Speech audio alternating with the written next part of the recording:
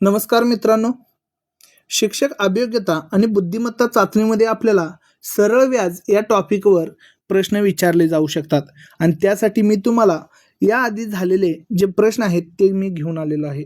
हा प्रश्न देखील RRB NTPCमध्ये 13/1/2021च्या पेपरला आलेला होता. मित्रो, काय म्हटलंय बघा या प्रश्नामध्ये, रवीने एका बँकेतून 8% वार्षिक साध्या व्याजदराने कर्ज घेतले. 5 वर्षानंतर त्या कालावधीसाठी व्याज म्हणून त्याने 6,400 रुपये भरले. रवीने घेतलेल्या मूळ रकमेला शोधा. आता बघा, असे प्रश्न ज्यावेळी आपण सोडवत असतो त्यावेळी आपल्याला सरळ व्याजाचं सूत्र पाठ पाहिजे. बघा, सरळ व्याजाचं सूत्र काय आहे? सरळ व्याज बरोबर मुद्दल गुणिले दर गुणिले काळ आणि छेदामध्ये काय करतो आपण? 100 घेतो. मित्रो, यासारखेच मी 5 प्रश्न याच्यानंतर तुम्हाला दिलेले आहेत. ते देखील तुम्ही काय करायचं आहे, व्हिडिओ पॉज करून सोडवायचा प्रयत्न करायचा आहे. पहा, आता आपल्याला मुद्दल किती आहे, तर सरळ व्याज किती भरले त्यानं? 6,400 रुपये भरले. सरळ व्याज किती आहे? 6,400 रुपये आहे. मुद्दल किती होती? मुद्दल माहीत नाही, ते काढायचं आहे आपण. दर किती आहे? दर किती आहे आपला? 8%. आणि किती कालावधीसाठी घेतलेला आहे? काळ बरोबर आपला 5 वर्ष आहे. किती वर्ष आहे? 5 वर्ष आहे.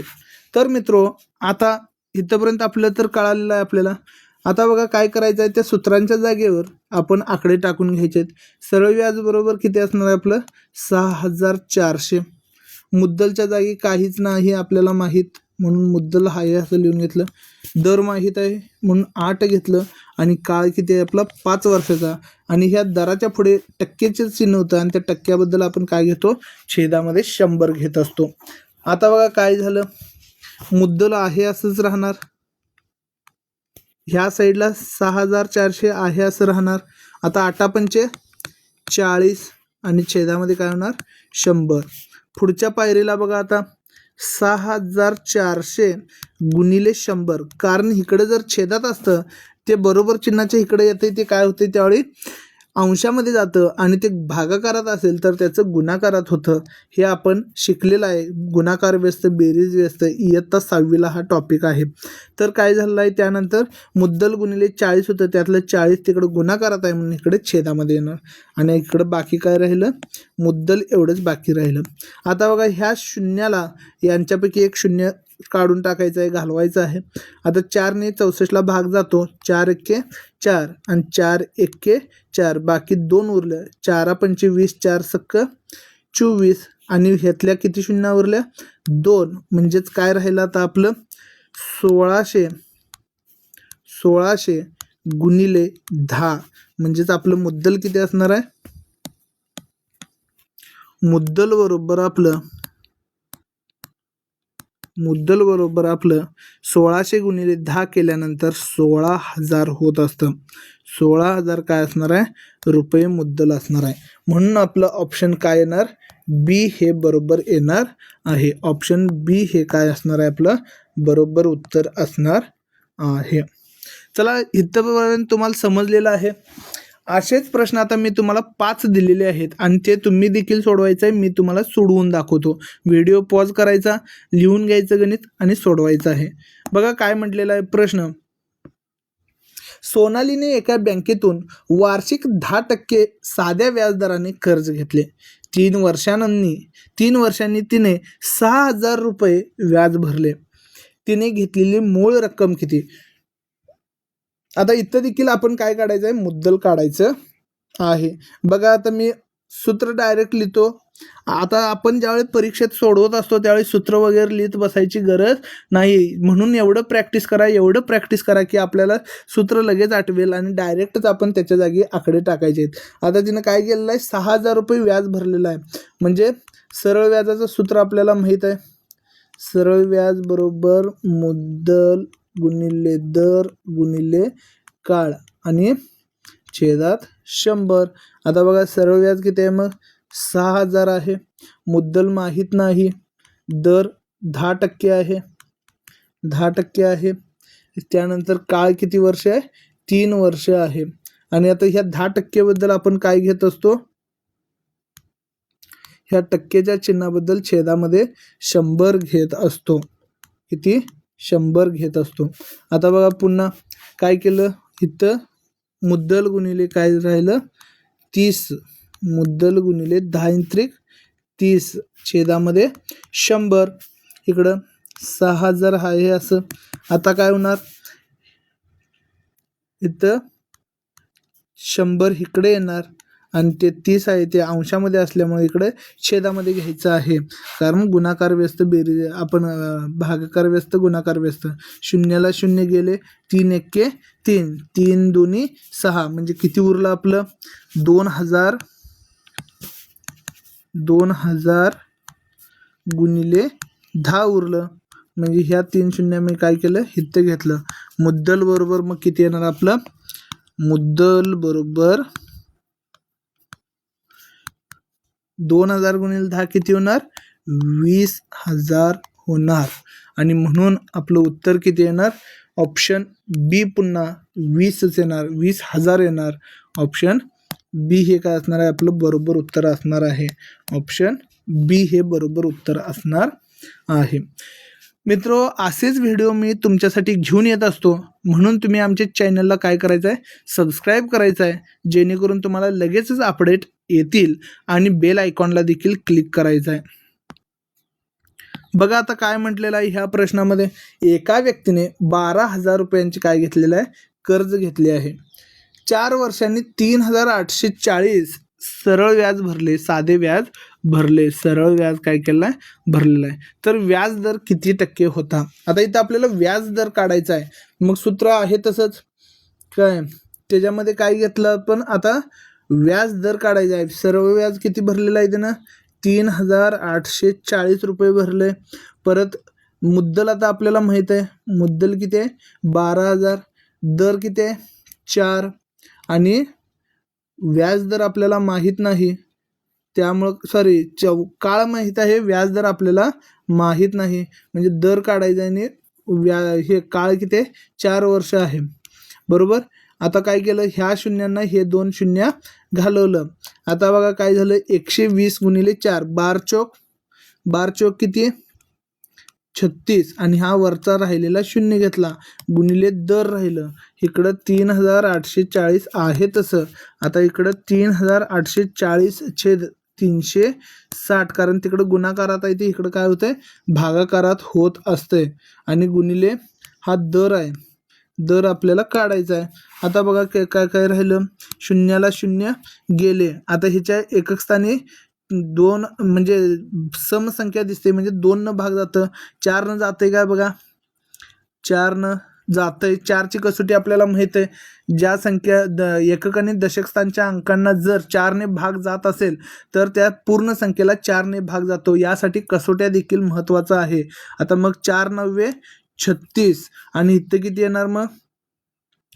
4 9 36 राहिलं 2. आणि 4 25 4 सक्क 24. म्हणजे किती आलं? 96/9 आलं. आणि 9 एक्के 9. आणि 99 81 9 10 90. 9 10 90. काय तर आपलं चुकलेलं आहे असं वाटतंय मला. बघा अनेकदा करूया.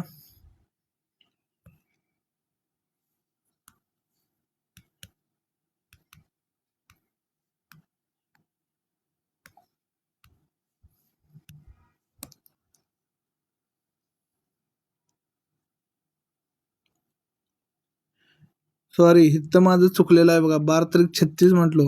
किती येणार इथं आता आपलं? बार चौक 48 असते. बार चौक 48.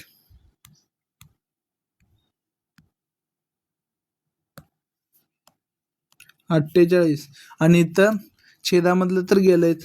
म्हणजे आता इकडं किती? 38 40 म्हणजे 3840 छेद 48 आणि इकडे दर आहे असा राहिला.